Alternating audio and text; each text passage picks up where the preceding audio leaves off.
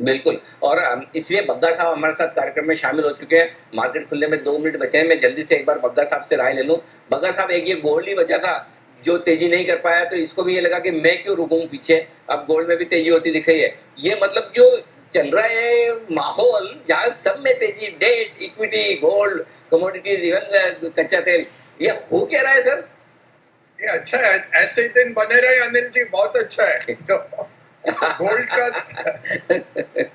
एक चीज डाउन है, वो यूएस डॉलर नीचे जा रहा है और वो उम्मीद है कि नीचे जाता रहेगा जितना उनका फिस्कल डेफिसिट है, तो गोल्ड के लिए वो पॉजिटिव है।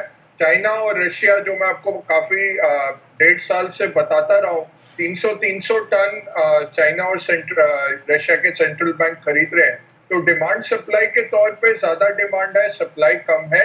और गोल्ड में हम देख रहे हैं कि ग्लोबली गोल्ड ईटीएफ्स जो है वो life time high levels, holding levels पे पहुंच गए हैं। तो जो वर्ल्ड गोल्ड काउंसिल की रिपोर्ट आती है हर महीने, वो भी क्या वाकई में जो लोग कूद पड़ते हैं कि इंपोर्ट ड्यूटी लगने की खबर किसी भी प्रोडक्ट पर आए, वो वाकई में बड़ी है, छोटी है, लेकिन लोग लेना शुरू कर देते हैं, क्या ये अप्रोच ठीक है? नहीं, बिल्कुल नहीं है। और मैंने ये भी देखा है कि कुछ विरोधी चैनल आपके ऐसे स्टॉक्स के नाम भी देते हैं अनिल जी, जो बहुत गलत है। क्योंकि जैसे आपने कहा कि इतना कुछ है ही नहीं चाइना से जो माल आ रहा है। जो चीज मेटल्स को दौड़ा रही है फंडामेंटली, अगर आप देखें तो चाइना ने बोला है कि वो क्रेडिट अपना 20% बढ़ाएंगे इस साल। और तो बैंक लोन्स उनके 20% बढ़ेंगे।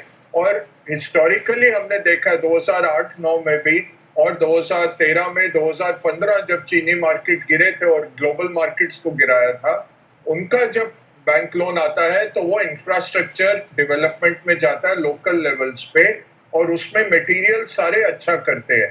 सीमेंट वगैरह आप इंपोर्ट एक्सपोर्ट नहीं कर सकते क्योंकि उसकी मियाद इतनी नहीं होती। मेटल्स ग्लोबल रहते हैं। तो ये चाइना का जो 20% स्टिमुलस आ रहा है, ये मेटल्स को दौड़ा रहा है। और अगर आप देखिए अप्रैल में, जून में मेटल सेक्टर 27% अप है। सिर्फ उससे आगे ऑयल एंड गैस ऊपर है। वो उसमें सबसे बड़ा कारण यही है कि चाइना का जो स्टिमुलस है, पहले उन्होंने $1 ट्रिलियन का बोला था, 500 बिलियन के 2 स्टिमुलस थे। अब ये बहुत ही बड़ा एक स्टिमुलस उन्होंने अनाउंस किया है, 20% बैंक लोन बढ़ाने का। तो ये मेटल्स को पूरा दौड़ाएगा ग्लोबली। और आपको मेटल्स खरीदने हैं, बट अच्छे कंपनियां खरीदिए, उनके लोन्स देख के खरीदिए। और ऐसे मत जाइए कि छोटे छोटे कंपनीज जो ऑपरेटर ड्रिवन है उनकी तरफ मत जाइए। बिल्कुल ठीक बात है। बग्गा साहब ने एकदम परफेक्ट एनालिसिस किया है कि क्यों मेटल शेयर चल रहे हैं। चाइना का स्टिमुलस, ग्लोबल मार्केट की मजबूती, ये कारण है जिसकी वजह से मेटल स्टॉक्स खरीदना है, न कि किसी ये इंपोर्ट ड्यूटी। इंपोर्ट ड्यूटी अगर सिग्निफिकेंट लगेगी तो वो आपको बताया जाएगा, समझाया जाएगा। बस सर, आपकी सारी बातों से मैं एकदम 100% सहमत हूँ। असहमत होने की गुस्ताखी कर भी नहीं सकता। बग्गा साहब, इंश्योरेंस स्टॉक्स पर आपसे राय लेना चाहता हूँ, क्या मौका है पैसा लगाने का? आज खबर ये भी कि लाइफ इंश्योरेंस प्लस दूसरे मेडिकल इंश्योरेंस वाली कंपनियों को अब कोरोना की पॉलिसी बेचने की मंजूरी इरडा ने दी है। कैसे देखते हैं सर आप इसे? ओवरऑल देखिए तो फ्लोज वापस आ रहे हैं। अगर आप लाइफ इंश्योरेंस के इनफ्लोज भी देखें तो मई में काफी बड़ी एक सर्च देखी। और एलआईसी ने भी कहा है कि जून में उनके पेंशन प्लान्स और इंश्योरेंस प्लान्स दोनों में एक वृद्धि हुई है। तो ये फ्लोज रिटर्न कर रहे हैं इंश्योरेंस में अनिल जी। और मार्केट में लिक्विडिटी काफी है, तो इनको बेनिफिट मिलता है। अब एसेट मैनेजमेंट कंपनीज जो म्यूचुअल फंड चलाते हैं, और इंश्योरेंस कंपनीज, दोनों जनरल और लाइफ इंश्योरेंस, ये बेहतरीन लग रहे हैं। निवेश के कायल कर सकते हैं इनको, और फंडामेंटली इनको होल्ड कर सकते हैं लॉन्ग टर्म के लिए। ओके। एचडीएफसी लाइफ, यहाँ पर लॉन्ग टर्म के लिए आप इन्हें होल्ड कर सकते हैं, कोई दिक्कत वाली बात नहीं। अच्छे स्टॉक्स हैं, यहाँ पर आप फोकस करिए। आइए, बाजार इस बीच ये सबसे बढ़िया चीज़ है सर। ये बग्गा साहब, आपको तो इतना एक्सपीरियंस है, आपके एक्सपीरियंस से बताइए कि क्या इस तरह की चीज़ों पर फोकस करें या पीछे छोड़कर निकल जाएं, हम अपना काम करते रहें? इसमें अनिल जी, मैं आधे मिनट में 2 कहानियां आपको बताना चाहूंगा। 1929 में जी सर, प्लीज। तो जॉन एफ कैनेडी के फादर सेनेटर जो कैनेडी, उन्होंने अपने सारे स्टॉक्स बेच दिए। उन्होंने तो बाद में लोगों ने पूछा कि आपको कोई इनसाइडर खबर थी कि ये ग्रेट डिप्रेशन आ रहा है? कहता नहीं, मैं रिट्स कार्ल्टन जाता हूँ चाय पीने और बाहर शू शाइन बॉय बैठा होता है, उससे मैं बूट पॉलिश कराता हूँ। वो मुझे कह रहा था साहब ये वाले स्टॉक खरीद लीजिए, बड़ा बहुत चलेंगे। तो मुझे ख्याल आ गया मार्केट अभी टॉप आउट हो गया। फिर आप आइए 2000 में एक सज्जन थे जूलियन रॉबर्टसन जो टाइगर ग्लोबल चलाते थे। उनके अब टाइगर कब्स जो कहते हैं, जैसे हमारे यहाँ पे सारे आपके टाइगर कब्स बैठे हुए हैं टेक्निकल एनालिस्ट, वो टाइगर कब्स आज के दिन में 38 हेज फंड्स चलाते हैं, बहुत वो है सक्सेसफुल। जूलियन रॉबर्टसन का जो ट्रैक रिकॉर्ड था अनिल जी, 85 टाइम्स उन्होंने लोगों का पैसा बढ़ाया था। 2015 मार्च को उन्होंने सब पैसा लौटा दिया कि ये जो कंपनी आप मुझे दे रहे हो 900 time 1000 times price earning cash burn की, इनमें मैं पैसे नहीं लगा सकता।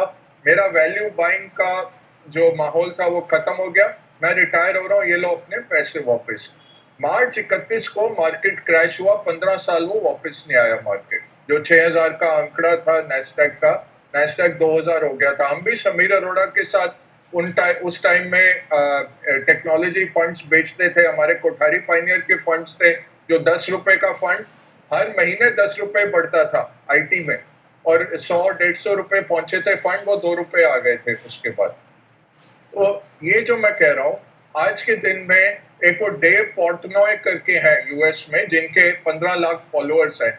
वो रोज सुबह क्या करते हैं, एक बच्चों का जिक्सॉ पजल निकालते हैं, जो अल्फाबेट निकला बोलते हैं अच्छा आर, रेथियन खरीद लो। ये मैंने $2 लाख डाले रेथियन में, और ये जो सूट डालने वाले हैं इनमें अकल नहीं है। वॉरेन बफेट मर चुके हैं, वॉरेन बफेट इज डेड। यही तरीका है, आप जो खरीदोगे स्टॉक हर वक्त ऊपर जाता है। तो ये माहौल हो गया है इस मार्केट का। 30 लाख अकाउंट सिर्फ रॉबिनहुड, जो एक वहां पे जीरो ट्रेडिंग ऐप है, शुभम जी जानते होंगे अच्छी तरह से, कनाडा में भी शायद होंगे। तो उसमें 30 लाख लोग बैंकरप्ट कंपनियां खरीद रहे हैं, मनी डबल कर रहे हैं, ट्रिपल कर रहे हैं। हर्ट्ज का शेयर 900% बढ़ गया, जो कि बैंकरप्ट कंपनी थी। इतना हो गया कंपनी वाले एसईसी के पास चले गए कि हमें 1 बिलियन और डालना। इतने सारे पूल्स बैठे हैं मार्केट में बेवकूफ, वो डालने बैंकरप्ट कंपनी में। जब उसका बॉन्ड बॉन्ड अनिल जी $100 का बॉन्ड 1 पैसे का भी नहीं चल रहा था, 1/8 ऑफ अ सेंट पे चल रहा था। उनकी इतनी हिम्मत हो गई। तो ये रहेगा मार्केट, तो बबल्स में रहता है और डिप्रेशन में भी रहता है। आज के दिन में वॉरेन बफेट को सब गालियां दे रहे हैं कि इतनी कैश लेके बैठे हैं, वो गलत है। किसको पता? तो ये तो बिल्कुल नहीं, किसी से भी ट्विटर पे लोग अटैक करते हैं। राकेश जी के पीछे पड़े थे, मतलब मेरे बड़े अच्छे दोस्त हैं और मुझे पता है कितनी सिंसेरिटी से वो बात करते हैं। तो ये बिल्कुल वाजिब नहीं है। आपके 5 फॉलोअर भी नहीं है ट्विटर पे, बट आप ठीक है चांद के ऊपर आप थूकना चाहते हो, थूको, उससे कोई फर्क नहीं पड़ता।